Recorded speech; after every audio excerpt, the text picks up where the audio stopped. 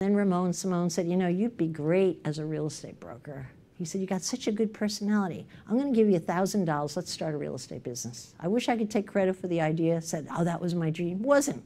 My attitude on that one was, hey, I've had 22 jobs so far. Why not try another one? That was it. And so we started the Corcoran Simone Company. I had moved in with Ramon Simone. After I moved in with him, he told me he had 3 daughters. They moved in with us. No problem. I'm good with kids, right? We had 14 lovely rental agents within 7 years. I felt on top of the world. And then Ramon mentioned one night, he said, you know, we have something serious to discuss. And he said, I'm going to marry your secretary. Tina, that bitch? I didn't really say that, but in my head I said it. You know what I mean? I thought I was in somebody else's bad dream, like slow motion when you're in a car crash from what I hear. I'm like, what? Her? Tina? No. He goes, yeah.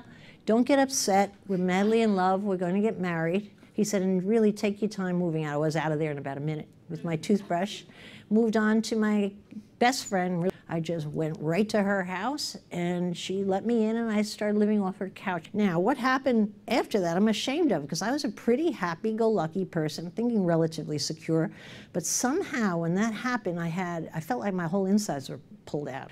After all, Ray had found me in Edgewater. After all, he believed in me. He was my mentor. He was my boyfriend. He gave me a family. I was very, very, very fond of his three daughters. We worked together. I mean, it was my whole world, really, if you think about it. It took me about a year going in and seeing Ray and Tina. I couldn't fire her, he said, because he was a 51% shareholder, which was true.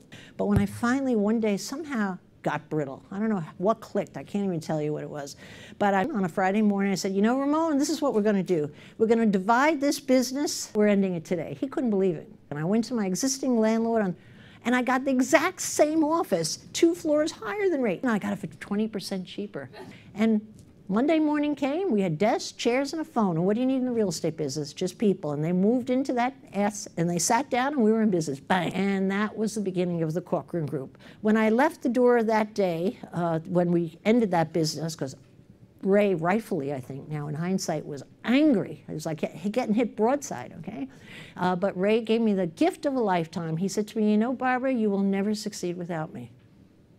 And you know what? If he had said, you know, Barbara, you're amazing, I'm sure you'll do fine, I don't believe I would have stayed in business in the tough times. It was my sheer ego of that insult that burned so deep in my soul that when all the chips were down, I thought I had tried everything in the world, everything I could possibly think to stay in business. Real estate goes up and down and up and down. I would think of those words, and son of a gun, I would think, ding, one new thing.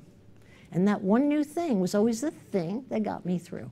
So he really gave me a gift, thank you. And of course, he was wrong, because I sold my business maybe 22 years later for $66 million. Now for the next part. Okay, all right.